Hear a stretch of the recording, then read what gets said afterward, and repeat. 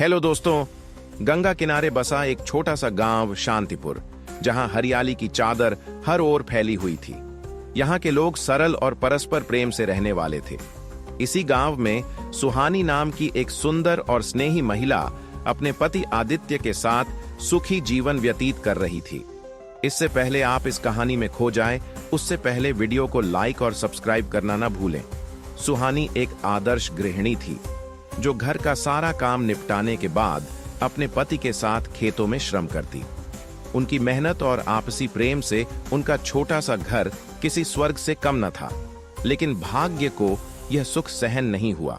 एक दिन आदित्य खेत में काम कर रहा था, तभी अचानक एक कोबरा उसके पैर में लिपट गया और डस लिया। जहर तेजी से उसके शरीर में फैलने लगा। गांव के लोग घरेलू उपचार और झाड़ फूंक करने लगे, लेकिन कुछ भी काम न आया और कुछ ही घंटों में आदित्य ने प्राण त्याग दिए। पति की मृत्यु से सुहानी का संसार उजड़ गया। वह उनके पार्थिव शरीर से लिपटकर फूट फूट कर रोने लगी। गांव की महिलाएं उसे ढांढस बंधाने आईं, लेकिन उसकी पीड़ा इतनी गहरी थी कि कोई भी शब्द उसे सांत्वना नहीं दे पा रहा था। पति के जाने के बाद सुहानी के लिए जीवन पूरी तरह बदल गया। जो रिश्तेदार और पड़ोसी पहले उसका सम्मान करते थे, वे अब उससे कतराने लगे। गांव में यह मान्यता थी कि किसी स्त्री के विधवा होने का कारण उसके पिछले जन्म के पाप होते हैं। कुछ लोगों ने सहानुभूति दिखाई, लेकिन अधिकतर ने उसे अशुभ मान लिया। समाज के बदलते रवैये से उसकी आत्मा छलनी हो गई। कुछ अधेड़ पुरुष उसे घृणित नजरों से देखने लगे। पहले जो लोग उसकी इज्जत करते थे, वे अब उसकी लाचारी का फायदा उठाने की ताक में रहने लगे। एक दिन जब सुहानी अपनी टूटी फूटी झोपड़ी के बाहर बैठी थी, तब उसने देखा कि गांव के बाहरी मार्ग से 3 तेजस्वी साधु चले आ रहे थे। वे सफेद दाढ़ी वाले भगवा वस्त्रधारी संत थे, जिनके चेहरे पर दिव्य तेज था। आंखों में गहरी शांति झलक रही थी। गांव वालों को जैसे ही उनके आगमन का पता चला, वे उन्हें देखने दौड़ पड़े। सभी श्रद्धा से उनके चरणों में झुके और आशीर्वाद की याचना करने लगे। गांव के मुखिया धर्मदत्त ने विनम्र स्वर में कहा, महाराज, कृपया कुछ समय के लिए हमारे गांव में ठहरें। हमें आपके आशीर्वाद और ज्ञान की अत्यंत आवश्यकता है। गांव के मुखिया धर्मदत्त की प्रार्थना सुनकर तीनों साधु मुस्कुराए। उनमें से एक, जिनका नाम महात्मा वशिष्ठ था, आगे बढ़े और बोले, वत्स, हम अतिथि होकर भी कहीं स्थायी नहीं रहते, लेकिन जब कोई सच्चे हृदय से हमें बुलाता है तो हम अवश्य रुकते हैं। गांव वालों ने साधुओं के लिए एक विश्राम स्थल तैयार किया। वहीं दूर खड़ी सुहानी यह सब देख रही थी। उसका मन विचलित था, लेकिन साधुओं की उपस्थिति से उसे कुछ अजीब सी शांति महसूस हो रही थी। रात के समय जब पूरा गांव अपने घरों में था, तब सुहानी साधुओं के पास आई। उसके चेहरे पर वेदना थी और आंखों में सवाल। वह धीरे से बोली, महाराज, क्या विधवा होना वास्तव में पापों का फल है? तीनों साधु गंभीर हो गए। महात्मा वशिष्ठ ने उसकी ओर देखा और कहा, बेटी, संसार की सबसे बड़ी मूर्खता यही है कि मनुष्य अपने दुखों का दोष अपने पूर्व जन्मों पर डाल देता है। परंतु सत्य यह है कि हर पीड़ा, हर परीक्षा वर्तमान जीवन में हमारे कर्म और परिस्थितियों का परिणाम होती है। सुहानी की आंखों से आंसू बहने लगे। उसने अपनी पीड़ा व्यक्त की। गांव वाले मुझे अशुभ मानते हैं। वे कहते हैं कि मेरी बदकिस्मती ही मेरे पति की मृत्यु का कारण बनी। अब मेरा जीवन किस दिशा में जाएगा? तभी दूसरे साधु महात्मा अगस्त्य बोले, हर जीवन में एक मोड़ आता है जहां इंसान को यह तय करना होता है कि वह अपने हालात से हार मानकर जिएगा या स्वयं अपना भाग्य गढ़ेगा। तीसरे साधु महात्मा गौतम आगे बढ़े और बोले, यदि तुम चाहो तो हम तुम्हारी सहायता कर सकते हैं, लेकिन पहले हमें यह वचन दो कि जो भी हम कहें उसे बिना किसी संदेह के मानोगी। सुहानी ने कुछ क्षण सोचा और फिर धीरे से सिर हिलाया। मैं तैयार हूं महाराज।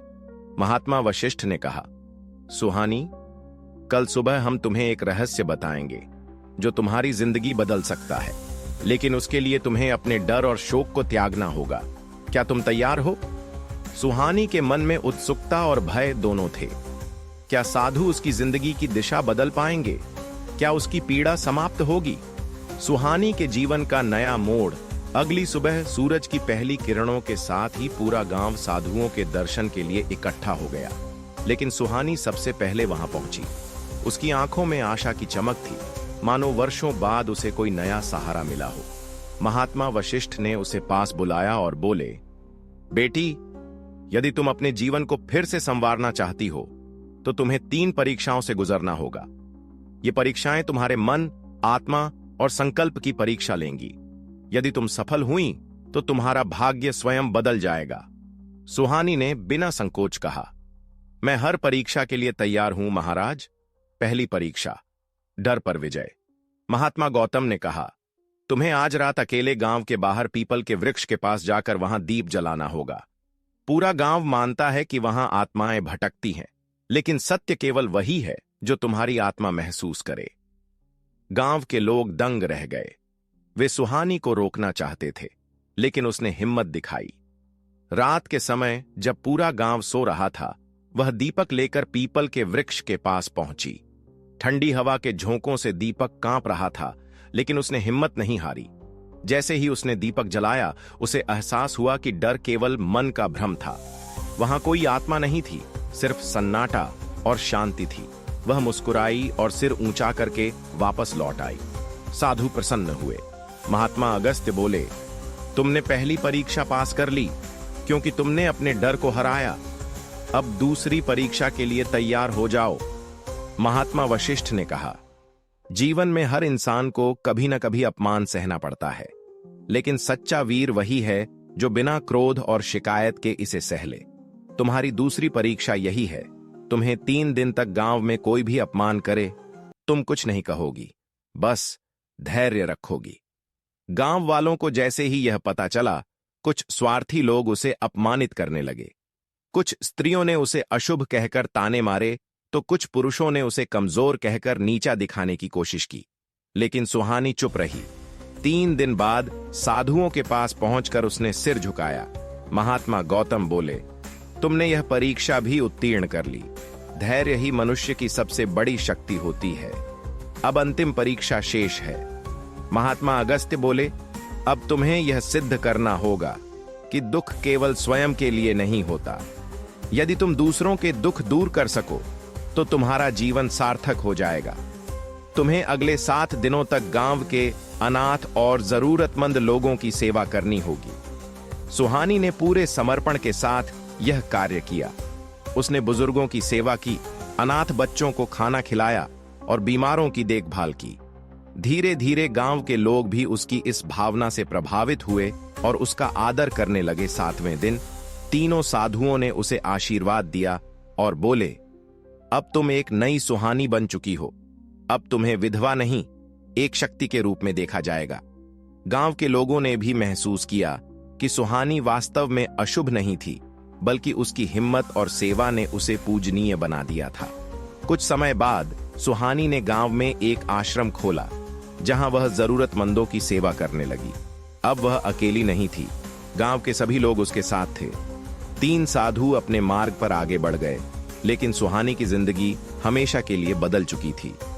संदेश: जीवन में दुख और कष्ट अनिवार्य है, लेकिन जो उन्हें स्वीकार कर उनसे सीखता है, वही सच्चा विजेता होता है। कहानी आपको अच्छी लगी हो लाइक और सब्सक्राइब करना ना भूलें। धन्यवाद।